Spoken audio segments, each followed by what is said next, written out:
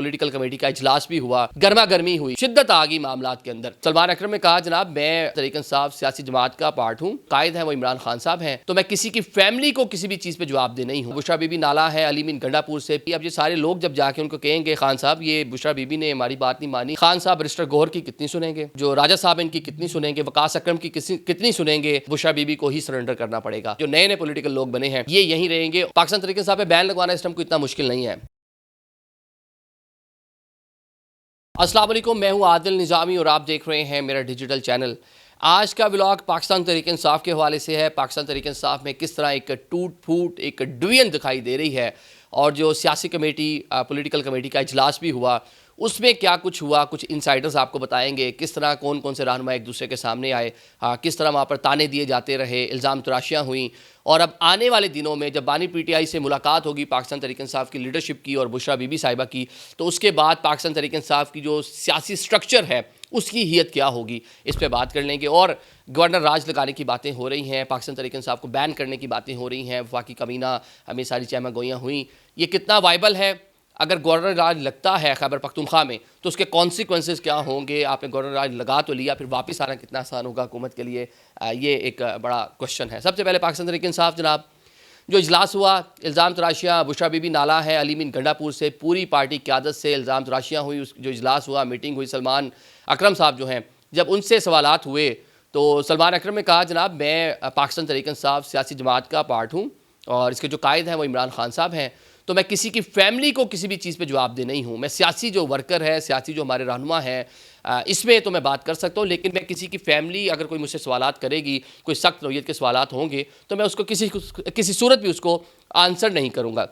वहाँ पे खोसा साहब थे, उन्होंने भी कुछ सवालात किए, जवाब दिए, तो उन पर अंदर से बात उठी कि भाईजान आप थे कहाँ, आप तो लीडर है पार्टी के, तो आप उस दिन थे कहाँ जब हम डी चौक जा रहे थे, KPK से चले? बाकी तो सेल्फीज़ बनती रही। पंजाब के हवाले से शदीद तहफ़्फ़ुज़ात का इज़हार किया गया उस कमेटी इजलास में जो खैबर पख्तूनख्वा के लोग थे। उन्होंने कहा जनाब ये पूरा क्या खैबर पख्तूनख्वा की अली मीन गंडापुर की ज़िम्मेदारी है कि जब आपने एहतजाज करना है अली मीन गंडापुर कारकुनान को लेकर आए। पंजाब होता कहाँ है, निकलते कहाँ है? आप नहीं आ सके इस्लामाबाद, अपने अपने शहरों में तो रंग लगाते, अपने अपने शहरों में तो कम से कम आप कोई ना कोई बात करते। जिसके बाद हमने देखा कि सियासी कमेटी में जो गुफ्तगू हुई, फ़िरदौस शमीम नकवी साहब जो हैं उन्होंने भी ज़ाहिर ख्याल किया, उन्होंने भी बुशरा बीबी पे तहफ़्फ़ुज़ात का इजहार किया। वहाँ पे बड़ी गर्मा गर्मी हुई, मतलब शिद्दत आ गई मामलात के अंदर। जिसके बाद हमने देखा सलमान अकरम राजा ने मुस्ताफ़ी होने का पार्टी को कहा जी मैं ओहदा छोड़ता हूँ। जिसके बाद हमने देखा हामिद रज़ा साहब जो हैं वो भी पार्टी से साइड लाइन पर हो गए, क्योंकि जब ये इल्ज़ाम आया कि भाई आप निकले ही नहीं। हामिद रज़ा साहब ने कहा भाई मैं तो निकला, मैं तो फैसलाबाद, तस्वीरें वीडियोज़ मौजूद है, नहीं आने दिया। तो जब इस तरह का मामला हुआ तो वहाँ पर ख़ासी गर्मा गर्मी होगी। अब मामला रुक गया है जनाब बानी पीटीआई तक। अब बानी पीटीआई खान साहब से जब मुलाकात होगी तो दो मुलाकातें हैं जी। एक तो जो सियासी लोग जाके मिलेंगे वो अपनी रोज़ात सुनाएंगे जी हमारे साथ क्या हुआ। KPK वाले रोएंगे पंजाब नहीं निकला, बाकी सूबा नहीं निकला। बुशरा बीबी जब मिलेंगी तो वो डेफिनेटली अपना बताएंगी कि इन लोगों ने मुझे डिच करवा दिया जनाब, मैं आगे आगे थी, मैंने कहा जाना है तो उन्होंने मेरी बात नहीं मानी, मुझे वीडियोज़ ऑडियोज़ दिखाते रहे आपकी ये वो ऐसे वैसे। लेकिन कारकुनान बड़े पुरजोश थे, इतने पुरजोश थे कि हमारी गाड़ियों पे उन्होंने लाठियां बरसा दी कि आप क्यों जा रहे हैं हमें यहाँ लाकर, अब तो हमने डी चौक जाना है। खान साहब ने फाइनल कॉल दी हुई है, फाइनल कॉल दी, फाइनल कॉल, तो इसके बाद हम क्या करेंगे? तो लिहाजा यहाँ पे डू एंड डाई करना है, जो करना है वो अपना जो पूरी जो मवाद है उनके पास वो सामने रखेंगी। अब आगे बानी पीटीआई के लिए मुश्किल होगी।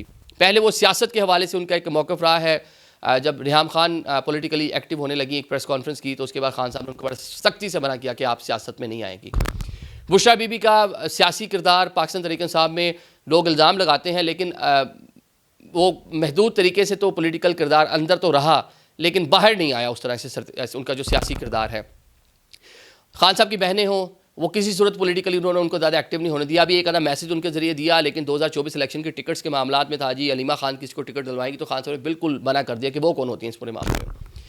बुशरा बीबी के हवाले से अब ये चीज़ें हैं कि सियासी किरदार तो ठीक है, लेकिन उन पर अगर किसी ने भी कोई इल्ज़ाम तराशी की है, कोई तहफ़्फ़ुज़ात का इजहार किया है, उनके रोल वो जब पंजाब में जो मामला थे उस्मान बुज़दार के हवाले से, फ़रा बीबी वहाँ पे थी, उनके हवाले से जो मामला थे उस पर पंजाब की क़यादत, कुछ लोग, उससे पहले कुछ लोग उनके बारे में, जहांगीर तरीन एक मिसाल है, अलीम खान एक मिसाल है, ये लोग जब बोले तो इन सबको साइड लाइन कर दिया गया। उससे सबसे बढ़ के एक जो मिसाल आपको मैं पाकिस्तान तहरीक इंसाफ के लिए एक बहुत बड़ा मसला जहाँ से बना, वो उस टाइम के DG ISI थे। जो उस टाइम के DG ISI थे वो आजकल के बड़े अहम ओहदे पर फाइज हैं। उन्होंने खान साहब को कुछ चीज़ें बताई थी मलिक रियाज और पंजाब हुकूमत और फ़रा बीबी के हवाले से, और वो पूरा जो लिंक था वो जाके बुशरा बीबी पे जाके पूरा निकलता था। तो खान साहब उनसे भी फ्रेंड हो गए थे और वो कुछ चंद माह बाद ही कहा था जी इनको इस ओहदे से हटा दें।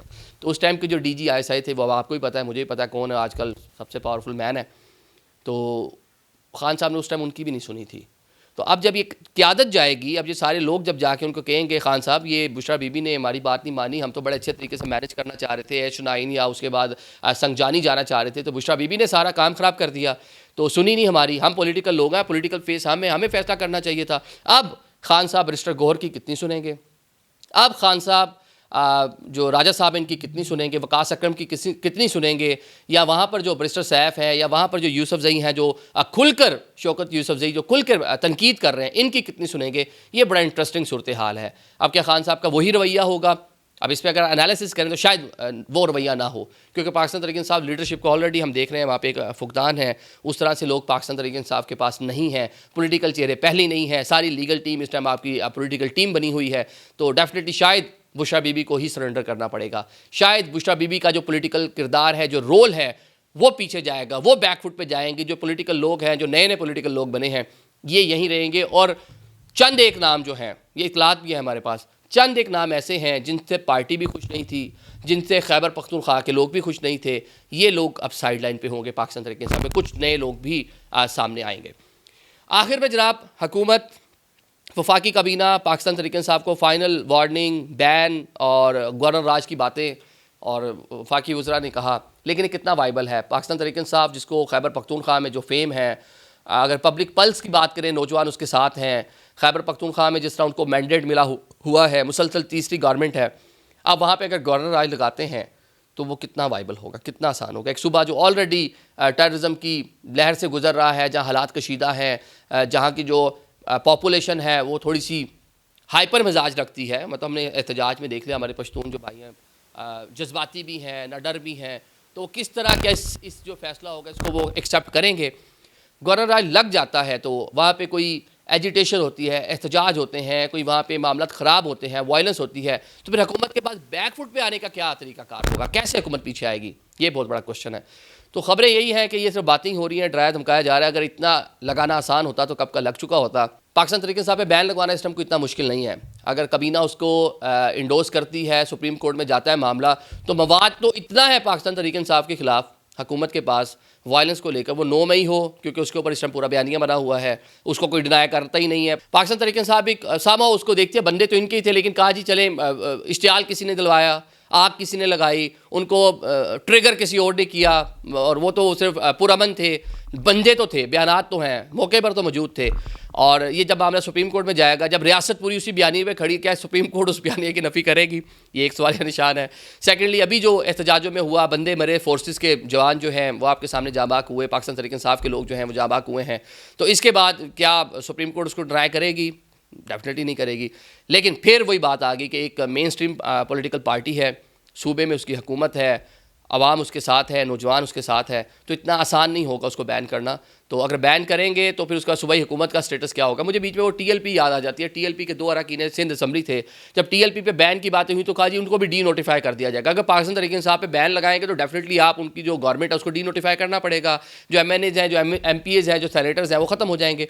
तो एक लंबा मामला है। मेरा नहीं ख्याल कि ये हो सकता है। सिर्फ हुकूमत बयानबाजी तक महदूद रहेगी, और जो डैमेज पाकिस्तान तहरीक इंसाफ को पहुंचना था वो फाइनल कॉल पे पहुंच चुका है। पाकिस्तान तहरीक इंसाफ अपने इंटरनल मसाइल का इस टाइम शिकार है। नून लीग वो बात ही नहीं कर रही, पाकिस्तान पीपल्स पार्टी वो चुप करके बैठी हुई है। तो इस टाइम इल्ज़ाम तराशियाँ जारी है पाकिस्तान तहरीक इंसाफ बामुकाबला Pakistan Tehreek Insaf. Thank you so much.